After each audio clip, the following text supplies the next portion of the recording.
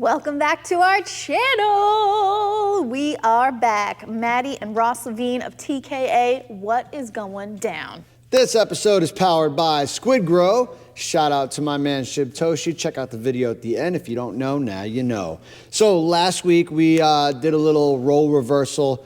I interviewed the queen, Miss Maddie Levine, so you guys can get to know a little bit about her story. And today we're gonna flip it back. And a lot of you guys might know about me already, but I think Maddie has the inside track to get the nitty-gritty information that maybe you don't know. So we're gonna get down to that. We're putting Ross in the hot seat today, so you can get to know the coaches part 2. Now, for those of you that have been following our journey, thank you so much. This has been so much fun. We are just getting started, baby, okay? So make sure you're subscribing to our YouTube channel, checking us out on Instagram and Facebook and TikTok while it's here. Who knows what's happening with TikTok.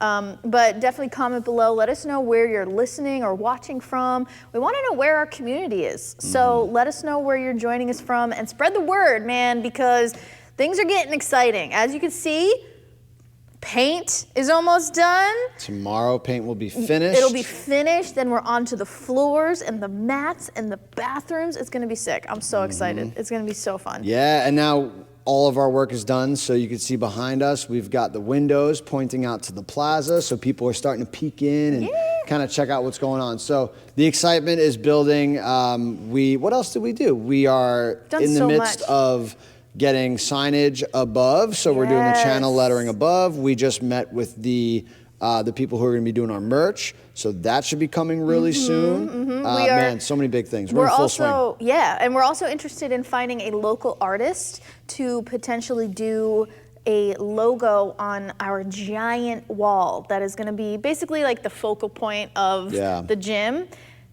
Tag below your favorite local artist that would be able to do a sick logo and some sick painting vibes, cool vibes, whatever it is. Like mural let us know style. so let us know who we should talk to. Yeah, the idea is going to be we'll get our logo, maybe have a little flair to it, put our core values up there, and then, I mean, I think some type of just sweet mural would be so cool in here. Put the finishing touches on it. It's going to be so cool. It's going to be so cool. All right. Let us know.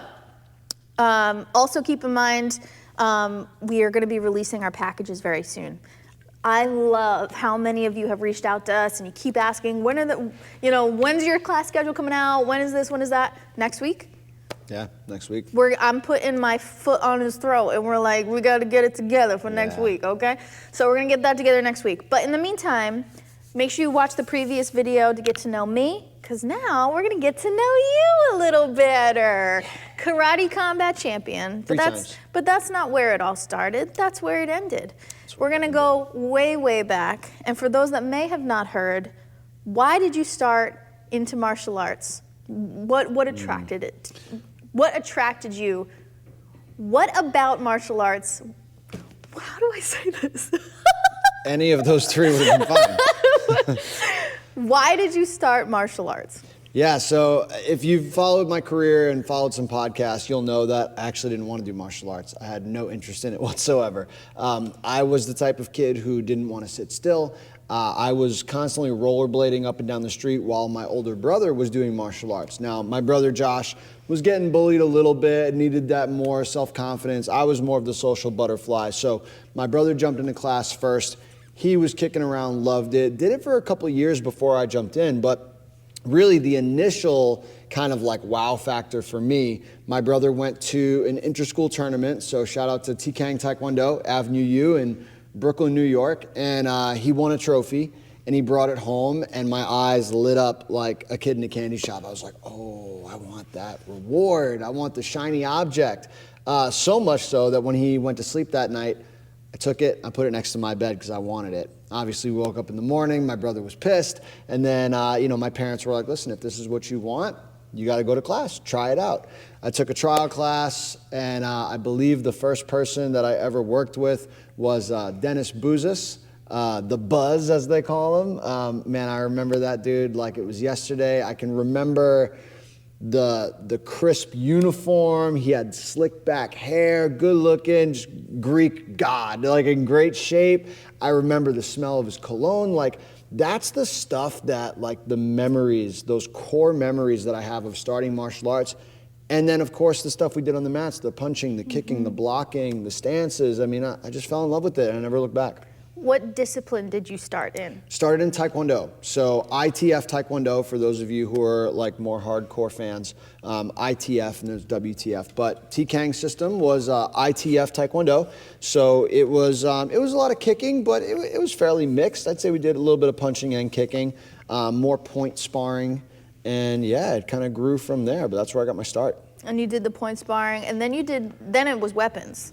Yeah, so I mean, if we fast forward a little bit, once I got my black belt, we started getting into, more like regional tournaments, so local areas. We would go to, I remember my first ever tournament was the Empire State Nationals in Stony Brook College. I was like 12 years old, I was a red belt.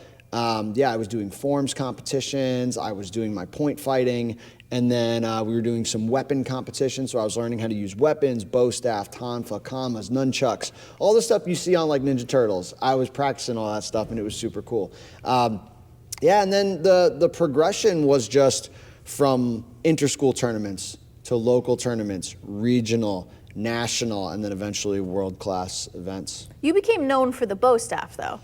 Yeah, early on, I definitely became known for like my creativity with the bow. Yeah. And, I got to give credit where it's due. The instructors that kind of brought me along the way. I started self-teaching myself, watching videos of Mike Bernardo, who's one of the classic, incredible martial artists from up in Canada. He was an amazing competitor back in the day. And I remember it was the dynamic bow on VHS. A lot of you people are like, what the hell's a VHS? Don't worry about it. Google it. Like, God, we're dinosaurs. Yeah. We are dinosaurs. I am a real dinosaur. Yeah. But yeah, VHS, self-taught how to use the bow with Mike Bernardo's dynamic bow. And then I just started watching other videos like Casey Marks, who's still a phenomenal competitor, also Canadian, go figure. And then met up with Nate Andrade, who was my instructor from that point forward when it came to the bow, and we just kind of took it from there. And then as I got older, I really started pushing the fighting and getting more popular there. I never really got to see that side of you with like the weapons. I saw a few point sparring tournaments with you, but I never really got to see the bow staff, so I've seen a lot of videos of it. And one of my favorite things, one thing about my best friend is she is very out there, and we love her for it. And I said to her, I'm starting to talk to this guy, and he's really great. He's actually like really into martial arts. I didn't even know it was like a big thing. And at this point in my life, I was about a year into training. So we had met at the gym. I was like a year into martial arts. I don't know anything about sport karate, anything. Yeah. I know kickboxing, You were and that's kickboxing, it. yeah. And so I didn't do a deep dive on Ross. My best friend did a deep dive on Ross. As best friends do. I get a text message, it's a YouTube video, and she goes, what the hell is this? Is this your man? And it is a video of you doing the bow staff, wearing a very interesting garb. I know now that it's a traditional garb, and it's part of the whole thing. Go ahead, tell me what you thought it was. A dress. Thought it was a dress. A dress. I know, for you hardcore fans, the true martial artists out there, I was competing in a hakama. Yes, and my best friend said, you're dating a man in a dress. And here we are, all those years later.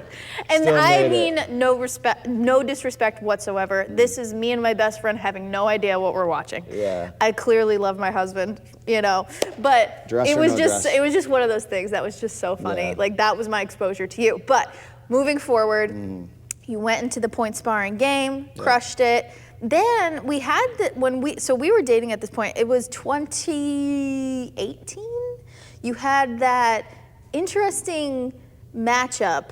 It was at Battle of Atlanta. Oh, yeah. And it wasn't point sparring, but it wasn't kickboxing. What was that? So, it was a very strange rule set. This was, the funny part really was, this is the first time you'd ever traveled with me. Right. And it was your first experience in the martial arts community where I was the guy. Yeah. I was very popular.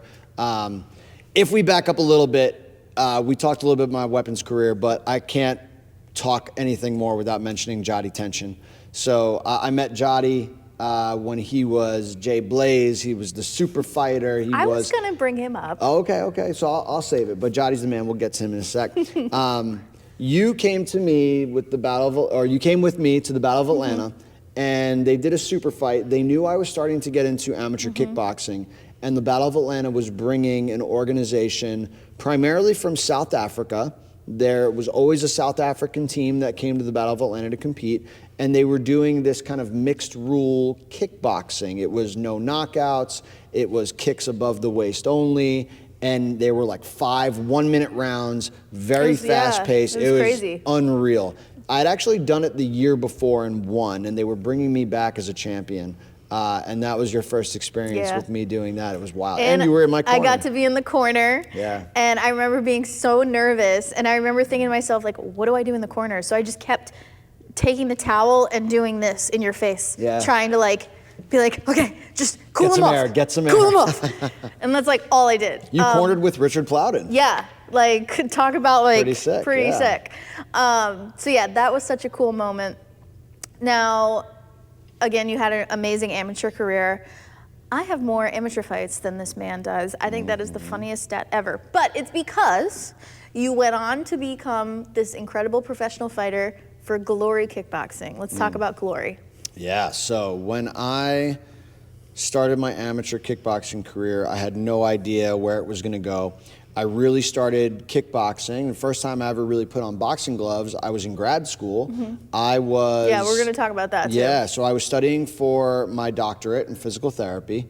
And while I was there, I'm like, I have to have an outlet. Because now, you got to remember, I lived in Brooklyn, New York for 25 years. I had never moved away from home, never went away to college. I did everything in Brooklyn so I could continue to travel and compete and do seminars, and it was just easier for me. I had my team at home, and my doctorate program was the first time I moved away from home and lived for any extended period of time. And I needed some outlet, so I met up with Team Link, and I started kickboxing. In New Hampshire. In New Hampshire.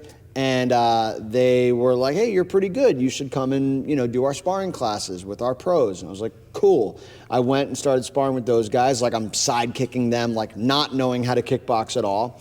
And they're like, oh, you're pretty good. You should fight. I was like, cool. So I went and started fighting, and I just loved it. The discipline, the eating better. It's like I was always in good shape, but I was ever in that kind of shape.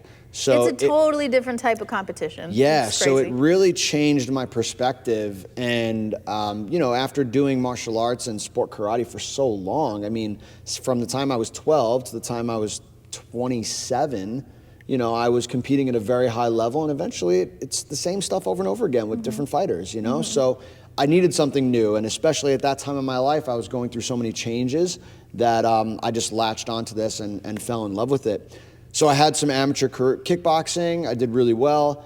Was at the age of like 30, and we were like, you know what? If you're going to keep doing this, let's get paid for it. So we turned pro. I had 2 pro fights, and then my Glory debut popped up. My good friend Corey Schaefer, who is the head of the ISKA, he's been involved with Bellator, he's been involved with Glory. I mean, just one of the greatest overall guys. Also one of the originators of the US Open, which is the biggest sport karate event in the world. So I had some cool connections, and that event in Glory was in Orlando the same weekend as the US Open. So Corey knew that I had been coming up in the game. He had been watching my pro career. He knew I was talented, but also knew that I would sell a lot of tickets. So it was kind of the perfect storm where Corey Schaefer gave me a call. He's like, listen, if you're ready for this level, I'll give you a shot on Glory. We'll give you basically a trial contract. And if you make a splash, maybe they'll sign you. And a splash he did thus make. We made a 43-second splash. Unreal. Yeah, 43-second knockout of the year that year. Yes, yeah. Like, what? Yeah. Only Ross Levine. Yeah, Only Ross Levine. It was just the perfect. It was an amazing debut. Yeah. It could not have gone better. And I sold so many tickets. Yeah. I had a huge crowd. I mean, it was great. Next to Asa Tempao, we had the biggest pop in the crowd, and I was on the undercard. Yeah. So it was amazing. It was a great showing. Glory loved it. Yep. They loved me. Yep. They signed me, and we started rolling from there. And then stupid COVID happens. Yeah. They kind of part ways with all of their American fighters. Yeah, they Now, rebranded. Yeah. you are at an age where it's now or never. Yeah. Glory's kind of not really happening for Americans right now. And then here comes Karate Combat, kind of out of nowhere. So tell us about Karate Combat. Well, it was still kind of underground at the time. So pre-COVID. It was only a few years in. Yeah, Karate Combat had done a couple of live shows, really just kind of pilot shows. They did one in Florida, I believe in Fort Lauderdale, on like the docks, which was kind of crazy. They ended up doing a show at the World Trade Center, One World Trade Center, Crazy. in like the penthouse, if you want to call it that, the observation deck in the World Trade Center. So like it was catching steam, and then COVID hit, so they shut everything down. But they were finding ways to run their shows in Budapest in a basically a film set where they could create a little bubble, kind of like the NBA was doing. And It was a straight up movie set. yeah, it was a movie set. They did green screen, and they said, you know what, we're going to pivot and keep this going, because they had something really unique and really cool and different. And they started doing the CGI in the background, and that's what Karate Combat came to be known of at the time.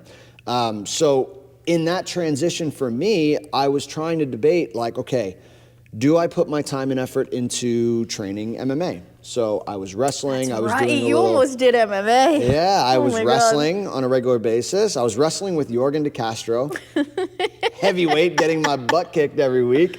And then I was doing a little bit of grappling with Andrew Cornell. I was learning a little jiu-jitsu, just trying to figure out how to defend myself, how to get up. And then Karate Combat reaches out. And now, at the time, Karate Combat was backed by Boss Rutan, which still is, Uncle Boss, what's up?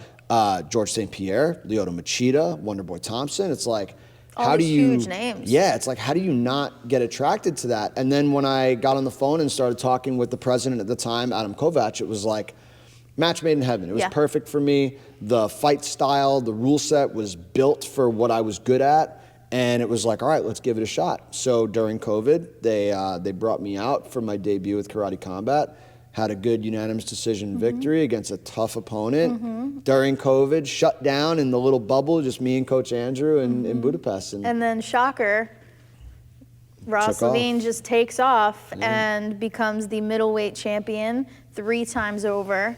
Yes, ma'am. And as your wife, it was just so incredible to watch you accomplish those things. And I think one of my favorite core memories that I will forever have is your first title victory.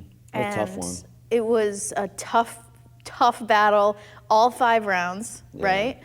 And watching the emotion on your face. Now, one thing about my husband, he refuses to give himself props ever. He just doesn't do it. He's always, okay, I won, on to the next. Jotty. That's a whole nother story. Yeah. But I appreciate him for that. But watching you for a split second, just like bask in the glory of your victory and just give yourself that pat on the back, I could cry right now. And, you know, Coach Andrew and I, we shared a really emotional moment. We let ourselves cry about it. It was just such, like, oh my God, we did it. Like, you did it, but like, we did it. You know? And I think too, for me, it was like, and no disrespect to my opponent, but I knew I was good enough to win. Yeah. I knew I was that guy. I knew I was ready to take that next step. He was an incredibly tough opponent, brought a lot of different things to the table. Never stopped. Great grappler. Probably one of your harder title fights. Oh, for sure, Yeah. for sure. But I think what was crazier about that whole scenario that most people don't know is all of the setbacks in that training. That was the most miserable training camp I had ever had. Yeah. We had a nice long training camp. We had probably about 14 weeks. First week of training camp, we're sparring, and they started introducing like sweeps and throws. I was working with another really, really good local fighter, and he went to go sweep me. I was kind of stuck in the ground because I was planted to throw my boxing, and I get a grade 2 MCL sprain on my left knee. So we shut everything down. The only thing I'm going to focus on now is my nutrition, my weight training, and my pad work, because I didn't want to risk another major injury. So we were like, this is, we're like, this is kind of perfect amount of time to heal. Now, thankfully, again, I'm a PT, so I know these things. I'm like, I'm going to be good. We have more than enough time for me to get better, nurse this back to health, and get some good quality training in. So now we're doing all of that. Everything's going great. And about 5 weeks out from the fight, I'm deadlifting and I feel a pop in my back, right side, which again, avoiding this knee, my right lower back, I must have twisted a certain way, felt a pop in my back. Freaked out. I'm like, we shut everything down again. I still not sparring. And we're like, all right, we're going to let this recover. Over the course of the week, I actually started feeling better. So much better that I went right back to my deadlifts the next week and did the same exact thing at a greater magnitude, bigger pop in my right side. Now I'm starting to develop weakness in my leg. I had a herniated disc. So I brought on the help of my good friend Teresa Mendito, somebody I went to grad school with. She helped nurse me back to health. But in the entire training camp, 14 weeks, I had 3 sparring sessions. And they were all like very, very minute. And I remember in fight camp, we woke up on fight week on Wednesday. Mind you, I'm fighting on Friday. I woke up and told my corner, Jake Manini, who I was hanging out with in the room, and I was like, I think I'm going to be okay to fight. And he was like, that's really good because it's Wednesday. It's Wednesday. And you're fighting in 2 days, so you better be good to fight. Yeah. And it was just a tough fight. You just did the damn thing. It was amazing. Yeah, and I just remember afterwards still being in such bad shape. Couldn't really walk, right? You had to put my shoes and socks on in the back. On. Yeah, it was not a good weekend. But I poked myself in the eye in that fight. So everything that could have went wrong. We made it happen anyway. Yeah. And it's just a testament to the team and you and your support for me. And it was just a really cool moment to have that be my first world title. It's just really cool because you're going to be able to pull from that moment and use it here at the gym in so many different ways. Adversity. Like adversity and, the lesson of not everything's going to go your way. It's just not. But that was kind of the Reader Digest version of Ross's illustrious career. There's so many more things that we could go into, but I think more importantly, let's get back to the topic of the gym. And I want to hear about some of the people in your life that have made a lasting impression and who you hope to emulate at your own gym. Well, just from an early age, obviously I mentioned Dennis Bouzas, Taesun Kang, Maggie Messina, Angel Redondo, Tom Gordon, just so many instructors, William Walters. Like these are the core, Joel Otero, like guys that I grew up with at TKA that were like assistant instructors, where it's really funny because now that I'm older and I'm like, wait, Mr. Walters, who I referred to as Mr. Walters when I was 7, is only like 3 years older than me. Wait, what? Yeah, but he was an assistant instructor at the time, and I thought he was like, when you're 7 years old, everyone that's older than you is an adult. Right. I thought he was an adult. He was a teenager. He was like 15 years old, not even. Funny. He was like 12, and it's just so crazy now that I look back, I'm like, wait, these are my peers. Like, we could have went to high school together, and he was teaching me martial arts. Crazy. But it's like, that's the power of like these environments. You become leaders at an early age, and now like Mr. Walters has his own gym, and he's crushing it, so it's so cool. Mr. Walters. Mr. Will, Master Will now. I love it. So those were like the core that really showed me what being a good martial artist is. David Tu, another one, just a great group of people. And then as I progressed into the sport karate world, I met Willie Marshall, who still owns a gym as well, and then Hakeem Walker, who is a fantastic martial artist, who both ended up leading me to Jadi Tenshin, who's been probably the biggest influence in not just my martial arts career, but my life. I mean, being around Jadi taught me how to be a young man, taught me how to be appropriate in relationships, how to deal with adversity, how to coach, how to get the most out of people, how to be motivational. I mean, these are the things that molded kind of who I was as an instructor. And at that time, I was also teaching at Amerikick in Park Slope. Thankful to Alex Davidov, who's still running the Park Slope gym there, gave me an opportunity when I was 16 years old, trusted me to teach. So just like Mr. Walter, I was Mr. Ross, and I was killing it on the mats and just like learning what to do, what not to do. So, I've been teaching martial arts since I was 16 years old and never stopped until I went to grad school. Yeah. I remember when you first started telling me stories about Jody, and I was like, well, this dude's intense. Yeah, He's he really is. intense. Yeah, he still but is. then it's like, I'm watching you fight. I'm watching you hold yourself as a human being. I'm watching you evolve. And then I started watching you teach, and I said to myself, okay, I get it now. Yeah. I get it. Well, it's a standard. I think for anything that you do, and it's cool because Coach Andrew said this recently, is like, you don't rise to the occasion, you fall to your standards. And it just resonated with me too, because Jody set such a standard. And I'm the type of person where when I watch someone do something, if they were really successful at it, whether it be they were world champions or they're just great coaches or really good instructors or good people, I will follow in your footsteps. Exactly, to a T. I will do everything you did because I want to be where you're at and then make it my own. So Jody was just one of those guys. Another one is Ed Carr. We mentioned when I went to Team Link in New Hampshire. Ed was just such a cool teacher, just really, he had something special about him and still does, where his connection with his athletes, both on the mats, off the mats, was unmatched. I mean, the love that he has, aside from the fact that he's just a big teddy bear, but just the way that he took me in right off the bat and treated me with respect and, loved me, brought me in his home, just such a great guy. Bazooka Joe Valtellini. I met Bazooka Joe at my Glory debut, but had watched him compete forever. And he extended the invite. He's like, hey, come up and train. And we just vibed on such a great level. Yeah, you guys are so similar. One of the best martial artists I've ever met on the planet. And his coaching style, his teaching style, I love it. So I emulate that too. I look up to Joe in so many ways. Shout out to Bazooka Joe, and make sure you guys go on the Bazooka Training website too. But yeah, it's just, God, there's been so many. I've been so fortunate. I can go on and on. There's probably so many people that I'm missing, and I apologize if I left you out, if you've played a role in my life. But there's so many people, and I'm just so fortunate that, number one, I was raised in a way where my parents knew the right people in the community to kind of put me around, but also they raised me to have a really good, I'll say, BS meter, where I learned how to kind of see through the snakes in the grass and know who's really truly for me and who's not. And I was never around those people, and I know how to be that person for others too. So it's cool to see. So you asked me this question last week, so we have to ask him too.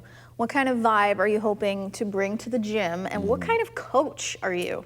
Well, it's interesting because in my last 7 years or 8 years that I've been at Pride Martial Arts, where you've seen me, and I've been coaching, the higher level competition team. That's the only class I've been teaching. Since you've known me, I can be intense, and I demand a lot out of that group. But the reason for that is I only have 1 hour a week to get these guys and girls ready for potential competition. So you better be on your game. There have been so many times where I'm like, you're being so mean. No, it doesn't matter.